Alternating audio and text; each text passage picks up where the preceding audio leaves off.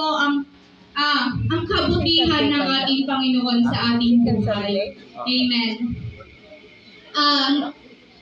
Nagpapasalamat din po ako muli dahil ako po ay muling nabigyan ng pagkakataon ng Diyos para po mag-share ng kanyang salita. Naalala ko po nung Sunday, nabanggit po ni Sister Lauren yung about sa season. Na lahat ng tao may kanya-kanyang season. Sabi ko habang nakaupo ako, hala, mababanggit niya naman na ata yung Sunday school ko, sabi ko. Tapos, habang nakikinig po ako sa Sunday school ni Sister Lauren, na napahapyawan na po yung i-share, yung topic. And yun nga po, ang binigay din po ni Lord sa akin na topic is Season of a Believer. 4 na season lang po ito sa buhay ng isang Kristiyano. Amen. Di ba po sa atin as a Christian, masyado tayong palatanong, lalo na pag nakita na natin yung isang tao na yung prayer niya kat nasumbatan, tapos dinagbayag mo nga prayer awan pay. Di ba sasabihin natin, Lord, ipagpay suna, adda di kanyanan, apay di kanya awan pay. Di ba po? Natatanong din po natin madalas si Lord na, Lord, apay sunad dakas di na siya awan. Di ba po? Madami pong Kristiyano ang nagtatanong sa Diyos ng ganun. Minsan ako din po napapatanong. Lalo na po kapag yung prayer ko na yun kat nagbayagan. Ganun po yung tanong ko dati. Pero yun nga po, meron tayo kanyang-kanyang season. Una po, season of trials and challenges. Atoy, inal daw. Adalang ti madim nga na madim nga kayatan ngayong baga na di karubang kat na test man di pananampalataya mo. Di ba po? Challenge yun sa'yo kung paano mo ngayon i-handle. As a Christian, syempre po, damdama ka danangnog mo.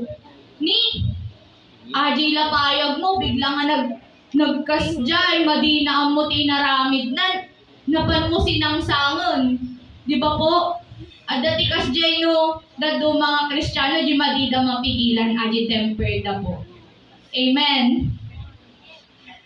Kapag sa trials naman po, adalang tiintad na kanyang nga pagsubok ni Lord kud.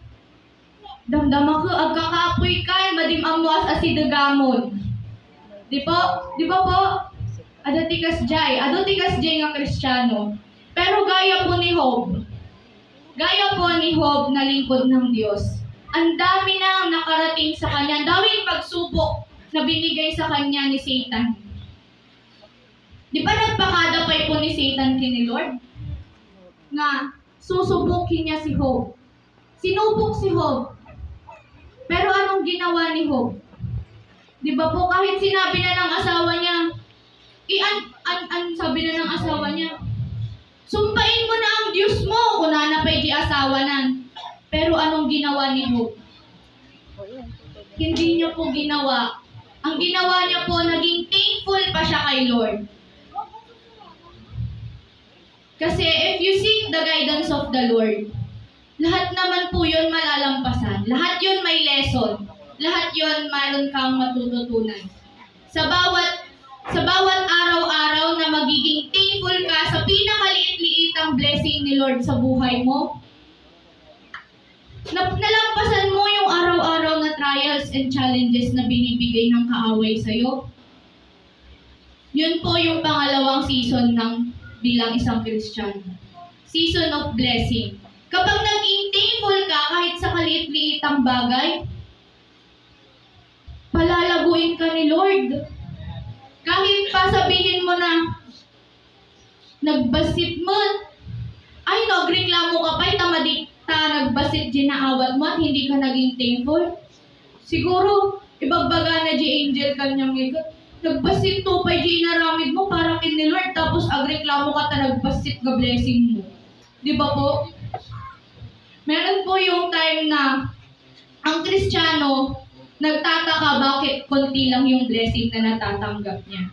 Pero hindi siya nagtataka kung paano siya kumilos sa ubasan ng Diyos. Di ba po? Kung gusto mo ng malaking pagpapala, gumawa ka sa ubasan ni Lord. Gawin mo yung utos ni Lord. Adi ito pa'y simple nga pa nag-apanti church. Dadumag sa sadot tayo pa'y. Di simple nga, challenge ni Pastora kanya tayo nga every book per week. Dadumag sa sadot ka pa'y nga agbasa ti Bible mo. Aminado po ako sa sarili ko, no, dadumag agsasadutak mata.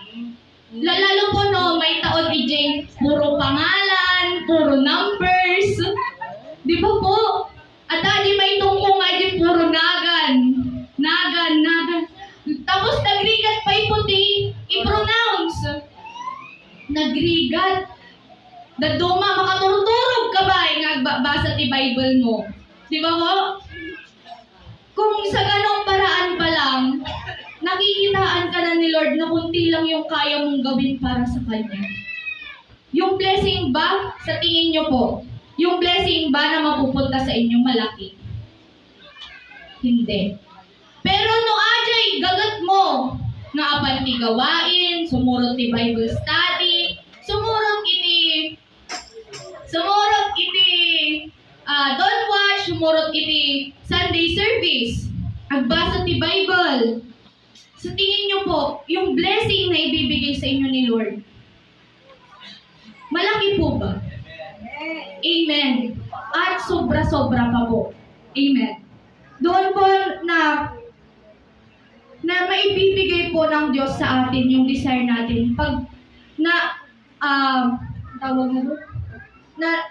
pag kinalulugdan tayo ng Diyos, pag nakikitaan niya tayo ng desire sa puso natin na, Lord, gagawin ko to kasi ikaw yung pinaglilingkuran ko. Lord, apanak di church kasi gusto kitang makaniig, gusto kitang maramdaman. Hindi ako pupunta doon para sa katabi ko lang. Diba? Hindi ako pupunta doon, Lord, para matulog lang. Gusto kong makinig ng salita mo, Lord. Diba po? Grabe. Pag si Lord yung kumilos sa buhay po natin, yung blessing natin napakarami. Minsan hindi mo pa inaasahan yung blessing na darating sa iyo. Yung pangatlo po, season of victory. Kapag nalampasan po natin yung trials and challenges natin kay Lord, ay nabinigay ni Lord at binigay ng kaaway. We are victorious. Kung nilagyan ka ng kaaway, natakot ka sa mataas, gaya po nung kahapon, nung pumunta po kami nagbanding doon sa Puyao, di San Nicolas. Testimony ko na lang din po. Takot po talaga ako sa mataas. Adi ngayon no, tumangaw ka lang, basit kat makitam nga, adati kuha na di pakitan nagamon kat, agtagtagargar po talaga di tubong. Pero kahapon po talaga, sabi po ni Mama Debs, kailangan mong i-conquer yung fear mo. Sabi niya. So nga, napanakmat po, hindi hanging bridge. Siya po no hanging bridge ko talaga maulaw ako. Oray nababa po adi hanging bridge. Oray, fit lang po adi kwa na. Nung tagamin di kalman kat na nga tumat garod. Aradyayak pa ilang po bungad adi bridge. Maululaw akon. Pero sabi po nila, inka magnan, inkan, apankan. Sa gitna po ng bridge, nagangin, tapos nagyug-yug. Ay na, maling po ako pagkapatak taji, bridge po ijing, awanti, kwanan. Pero ang kakapitan mo pala, aji doon sa taas na. Very nagpa po, inya to yun, nagyug-yug, tapos nagangin pa eh. Kaslaang lang may ang angin darajayak tinga di bridge. Pero, nung nalampasan ko po yung bridge na yun, na-realize ko po na habang nandun pa po ako sa gitna, karkararaga, tagamin kat, baka bigla po nga agpang ito, agyug-yug, gamin kat, maululaw ako. So, agkarkararagak po. Lord guide me. Adi lang ti mabangbanggit ko po di kalmanan. Pero nung nakarating po ako dun sa pinakadulo ng bridge, nakita ko kung gaano kahaba pa, mahaba pala yung bridge na yun.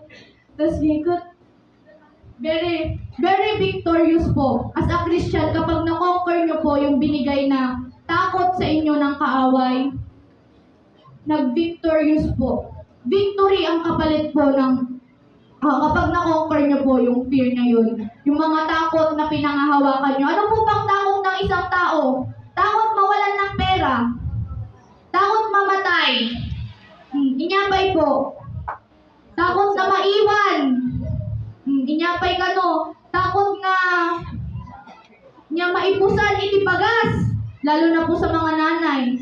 Diba po makita na lang aji inkabilda nga pala tandaan iji pagbagasan ni kat ibagadan. Awan tigbagas tayon. Awan pagalaak tikwan kunada. Uray anda may ni kwarta di walit da no makita da nga aji bagbagada po nga petsa di peligro. Agkwangwadan nagaduti mapampanunot dan. Di ba po? Pero bilang isang Kristiyano, dapat po ba tayong mabahala? Dapat po ba tayong mabahala na nawawalan tayo? Sabi po doon sa 2 Corinthians, di ba po? My grace is sufficient for you. Sabi niya. Parang minaliit naman natin yung kakayahan ni Lord kapag kinakabahan tayo masyado sa kaliit-liitang bagay. Di ba po? Pero as a victorious Christian, ay, ni Lord iti mang supply iti kailangan. Nagpray ka, damdama basit, dagtan. Nilolasyon po, di ba?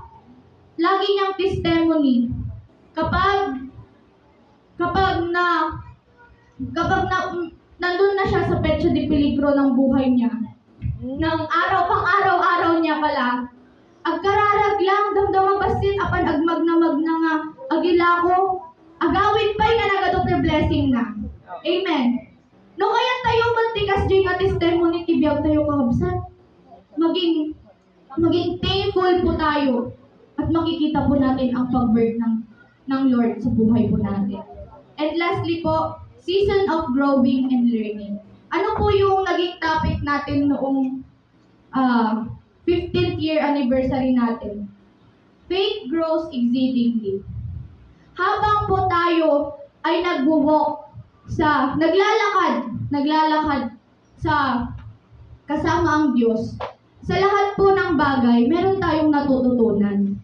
Hindi lang po simpleng challenges, trials yung nadadaanan natin, kundi may lesson po. May tinuturo ang Diyos na kalakip mo para sa susunod na paglalakad mo, natututo ka. Amen. As a Christian po, kahit matagal ka na, nagtuturo pa rin po ang Diyos. Kahit matagal ka na, sabihin mo, 15 years na akong Kristiyano, 34 years na akong Kristiyano, pero nandyan pa rin po si Lord, nagtuturo sa'yo. All you have to do is pakinggan yung tinig ni Lord at yung pagtuturo niya. Amen. Kasi po, ang pagtuturo ng Diyos, hindi naman gaya sa school na sasabihin yung topic, i-discuss yung lesson. Ang pagtuturo po ni Lord, ipapagawa niya sa'yo. On hand yung kay Lord. Kung baga may adati task you di eskwilaan, bagong nga maayos, madibag, aji error na aramid mo, kailangan mo munang subukan. Kasi kung hindi mo masusubukan yung isang bagay, hindi ka matututo. Amen. Pero kapag nasubukan mo na at nakita mo na yung error, doon ka na matututo. Siyempre, hindi mo naman na po yun uulitin, di ba po? Kapag, adati pagkakamalim idjay, nagdala na mo, apay ulitong pay garot no makita adi nga dalan. Di ba po hindi na liliko ka na, ay, amok ato'y papananan. Ni Lord, iyapan na kamatata iti, nasaysaya at ken naway-waya nga dalan. nawaya ti pamatim, nawaya iti spiritual mo. Hana ka nga, iyapan ni Lord iti pakasagrapa mo. Amen. Pakasagmakan. Ayun, pakasagmakan pala po yun. Yun po. And sa conclusion ko po, sabi po sa Ecclesiastes 3 verse 1, every season po ay merong plano ang Diyos. Kaya dapat po, matuto po tayo na i-embrace yung every season na meron tayo, and matuto po tayo na natanggapin lahat ng season dahil lahat po yun ay may pagtuturo ang Diyos. And to God be all the glory.